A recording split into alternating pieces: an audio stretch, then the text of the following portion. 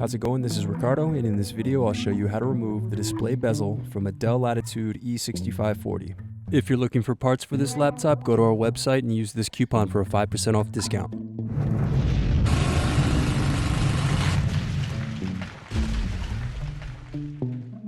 Slide tabs outward to unlock and remove battery. Then unscrew and remove hinge cap. The remaining piece is the bottom base. Then unscrew and remove corner covers.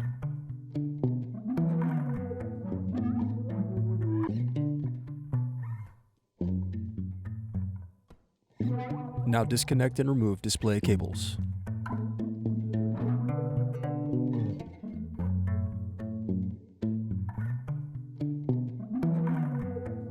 Now unscrew and remove display assembly. Now use fingers to separate and remove display bezel. Thanks for watching. Don't forget to like and subscribe if you enjoyed this video. And if you need more, check out this playlist to watch other tutorials for your laptop. You can also click here to find parts for your laptop at partspeople.com.